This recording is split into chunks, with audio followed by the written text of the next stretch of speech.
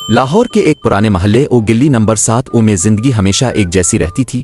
ہر چہرہ جانا پہچانا، ہر گھر سے ہنسی کی آوازیں، اور شام کو چائے کے ہوٹل پر محفل جمی رہتی۔ مگر سب کچھ اس دن بدل گیا جب شفیق بھائی کے سامنے والی خالی حویلی میں ایک نیا آدمی آ کر ٹھہرا۔ کالا کوٹ، سفید داڑھی اور آنکھوں میں ایک عجیب سی خاموشی، جیسے کچھ کہنا چاہتا ہو مگر زبان نہ کھولتا ہو۔ نہ کسی نے اس کا نام سنا، نہ وہ دن کے آجالی میں نظر آیا۔ وہ صرف رات کے اندھیرے میں باہر نکلتا اور سورج نکلنے سے پہلے واپس چلا جاتا۔ محلے کے بچے اسے کالا مہمان کہنے لگے۔ شفیق بھائی نے ایک رات ہمت کی اور جب وہ شخص گلی کے نکڑ پر کھڑا تھا جا کر پوچھا، بھائی صاحب آپ کا نام؟ وہ ہولے سے مسکرایا، نام سے کیا ہوتا ہے، کام یاد رہتا ہے۔ اس کے بعد محلے میں عجیب و غریب باتیں ہونے لگیں۔ نسیم چاچا کا برسوں سے گمشدہ بیٹا اچانک واپس آ گیا۔ بلقیس باجی کی لاعلاج بیماری بغیر دوا کے ٹھیک ہو گئی۔ جو بھی اس شخص سے ملا اس کی زندگی میں کچھ نہ کچھ بہتر ہو گیا۔